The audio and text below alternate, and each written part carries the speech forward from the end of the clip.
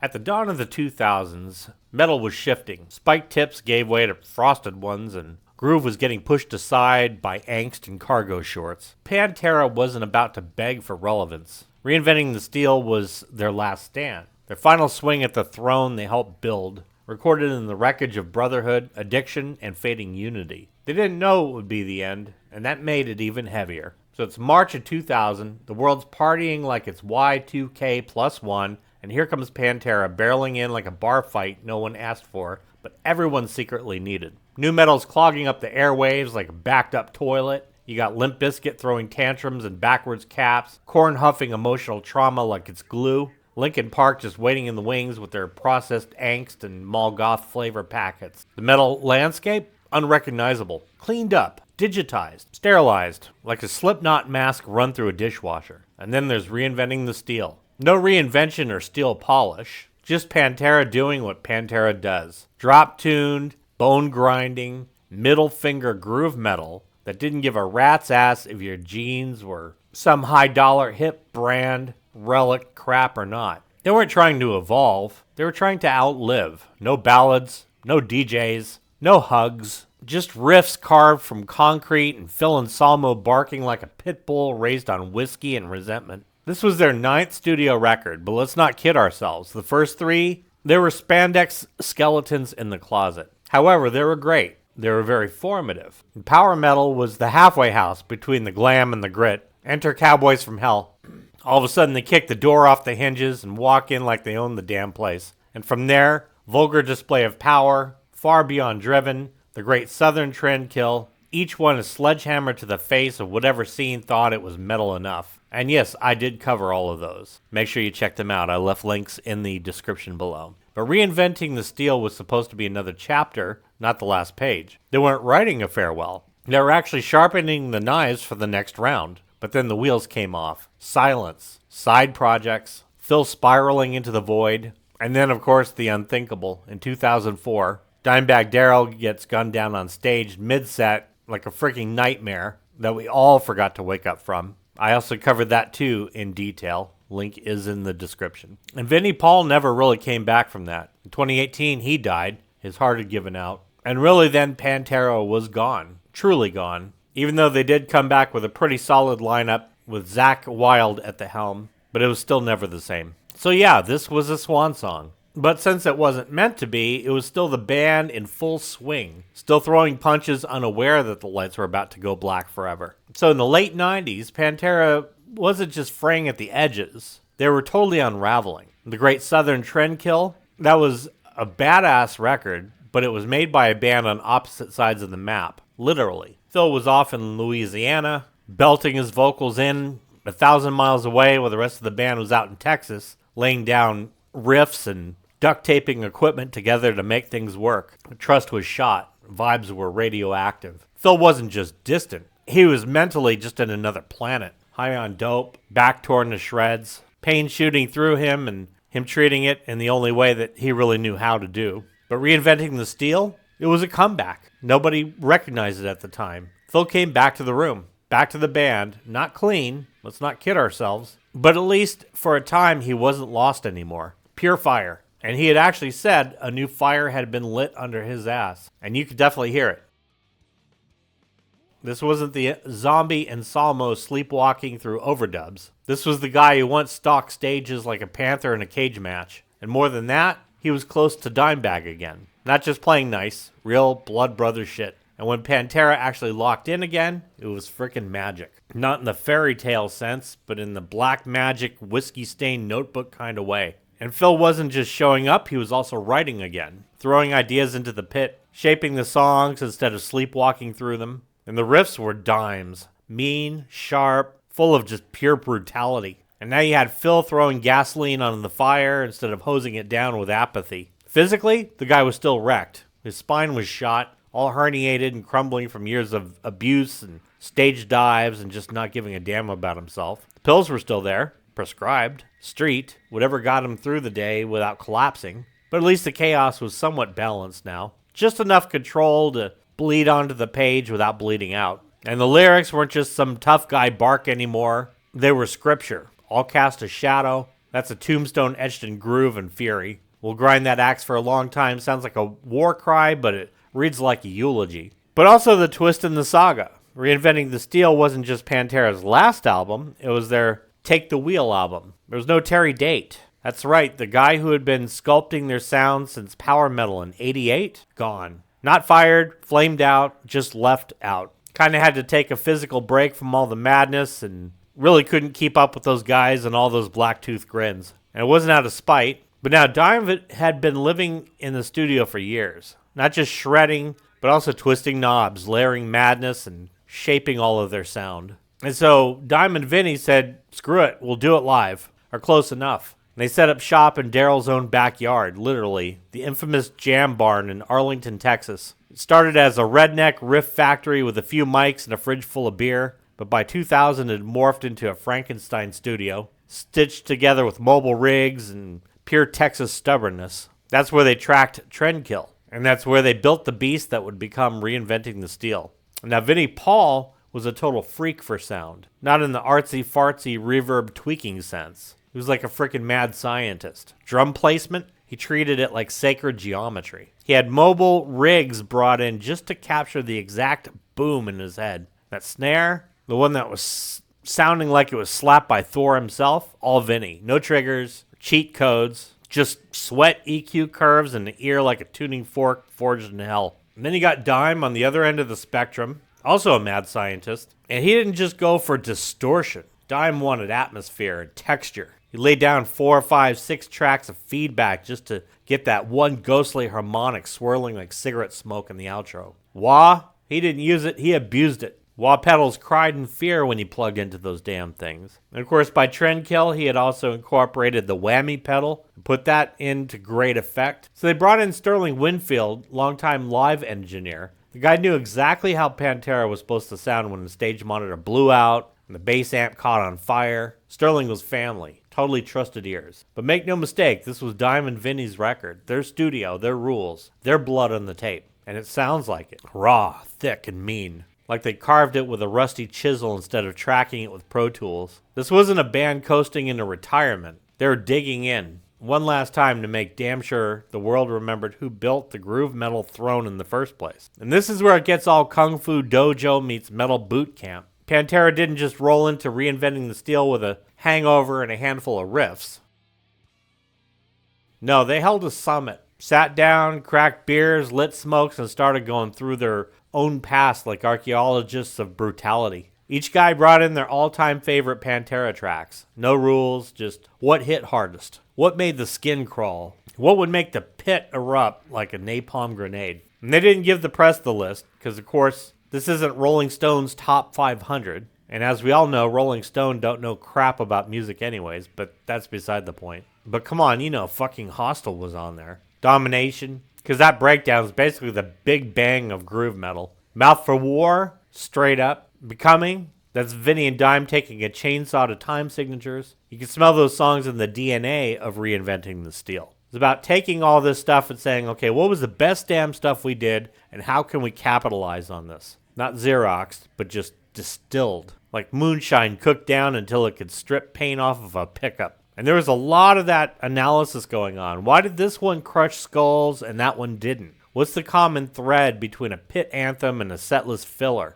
It was less about writing new songs and more about building weapons designed for maximum impact, no filler, all killer. And what came out of the other side? 10 slabs of molten groove metal concrete. Every chorus, bam, right through your skull. Every riff thick enough to chew. No ballads or filler or radio chasing detours. Meat hook breakdowns, jackhammer rhythms, and lyrics that read like a bar fight testimony. Hellbound, starting like a ghost creeping through a junkyard. Flanged guitar swirling like it's looking for a victim, and then boom, Vinny's snare just cracks out of the silence. Pop! You're off to the races. That intro whisper? Pure Anselmo, straight from the Venom playbook with a little early Slayer paranoia baked in. It's the sound of creeping dread flipping into violence. Goddamn electric. It wasn't a song, it was a lifestyle. That line, your trust is in whiskey, weed, and Slayer, might as well be engraved on the headstone of every real metalhead who's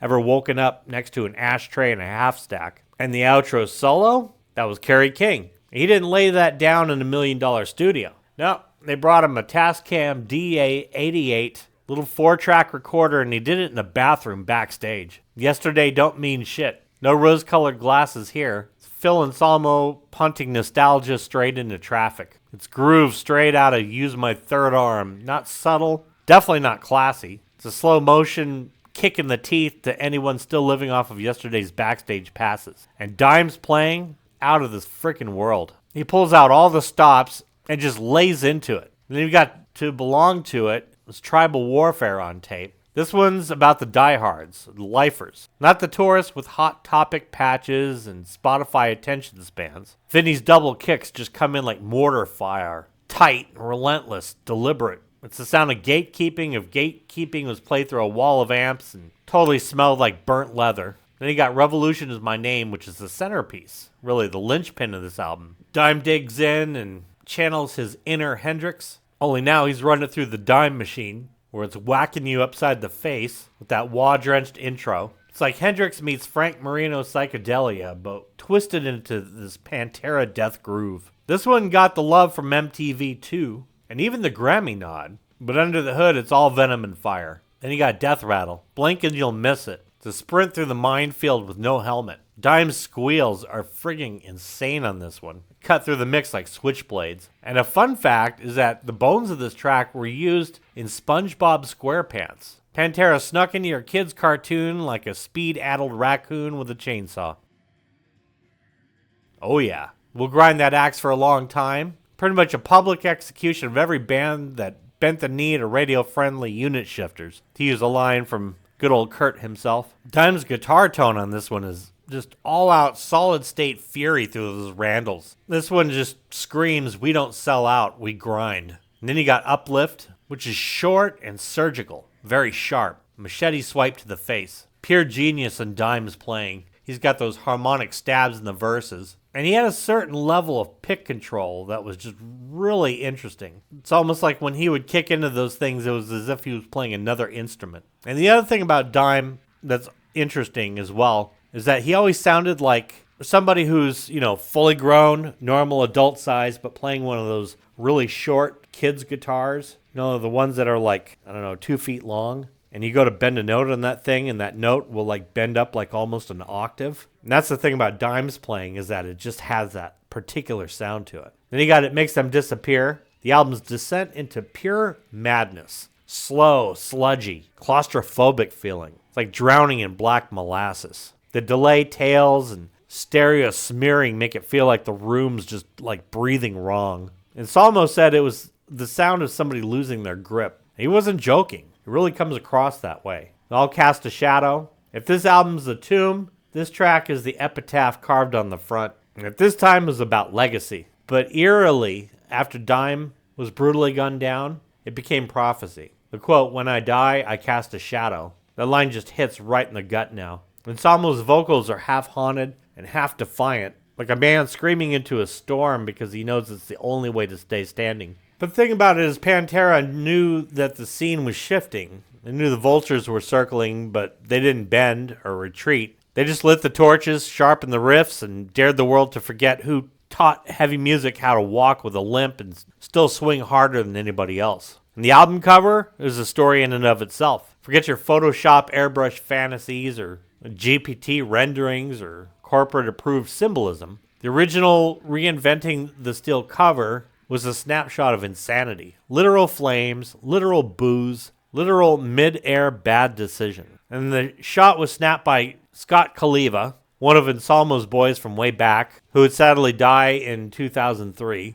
And he wasn't a photographer in the artsy sense, more like a guy who'd catch chaos in the wild. In the moment, some wild-eyed maniac at one of Phil's notorious house parties, frozen in time as he dives through a fire pit, clutching a bottle of wild turkey, not running near the fire, not standing next to the fire, through it, shirtless, laughing. And the wild turkey label, that was real. Too real, as a matter of fact, because it had to be pixelated so that the lawyers wouldn't come knocking with cease and desist letters written on burning cease and desist paper. But the censorship only added to the whole vibe, made it feel a bit grainier and grimier, like something you found on a VHS tape buried in a ditch behind the liquor store. So here's where the wheels don't just come off. They shoot across the freeway and set another car on fire. After reinventing the steel, dropped like a cinder block, Pantera hit the road. Business as usual. Right? No. Phil's body was breaking down like a cursed machine. The dude's spine was a Jenga tower made of cracked bones. No surgery on the books. No long-term plan, just pain. So he went back to the old medicine cabinet from hell. Methadone, heroin, whatever brown liquor he could score before sound check. He's gone from numbing the pain to just plain embalming himself. And the band, divided like a bad divorce. 2 tour buses.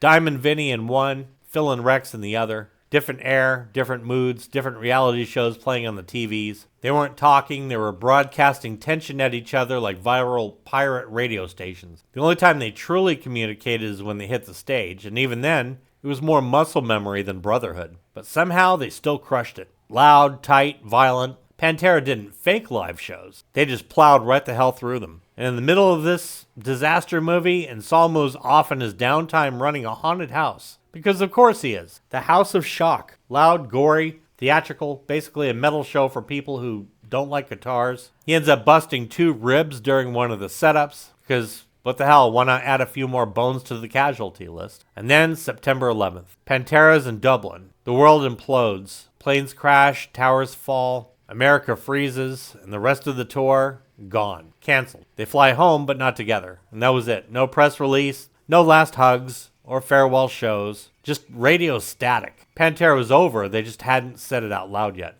Diamond Vinny, they were stuck in the void. Really pissed off, cut off from Phil. And they said screw it, started over. Damage plan. New band, new hope, new riffs. But hope is a cruel bastard because of what we know happened with Dime on December 8th of 2004, when the schizophrenic psycho charges the stage during a Damage Plan set, armed with a 9mm, walks up to Dime, gets him point blank mid-song in front of a packed club, and the world stopped. And of course, Vinny would never be the same after that. Not a little broken, shattered. And Phil, he and Vinny didn't speak for over a decade, not even after the funeral. Just silence, grief, and bad blood thicker than motor oil. And that was the real ending. And that's really the story. The rise, the roar, the wreckage. Pantera didn't fade out. They just went down like a gunfight. No compromise or soft landing. No corporate handshake at the end. Just a lot of grit and groove and a wall of sound thick enough to punch through concrete. You know, and that's the thing about them. Album by album, they just cranked it louder, got heavier. And in the end, they didn't sell out. They burned out. Hard, fast, loud enough to echo forever. Dimebag Darrell was a freaking genius. Musically, on the guitar, by all accounts, just a hell of a great guy. And his loss was absolutely huge. You know, no ego, just pure fire. One of the greatest to ever touch 6 strings, and he played like every note could be his last. You know, just as well his brother brought it with the kit. Impeccable timekeeping. But all of them together. You know, Rex brought such a solidifying constant force to the band. And of course you had Phil Anselmo, who was just plain brutal with the mic and always just left it out there on the stage all the friggin' time, you know, and just as well in the studio. That's the thing about this band. They weren't perfect. They weren't peaceful, but they were real, and real never dies. I held off on doing this one for a while because I wasn't looking forward to closing any kind of chapter on Pantera because I just love covering them. So as I said at the top of the video, I left a bunch of links in the description so you can do a nice deep dive into Pantera. Fire up the hot dogs or the pizza. Order yourself a large pizza. If there's 2 people, well then order each of you a large pizza. Get beered up or whatever you want to do and just fire it up and enjoy it. And to my subscribers, thank you so much. You were just freaking awesome. If you haven't had a chance to subscribe to this channel yet, put on a pair of combat boots, give that subscribe button a severe kick in the teeth, and reach over and also give it to the like button as well. Join the family. I want to thank you so much for watching.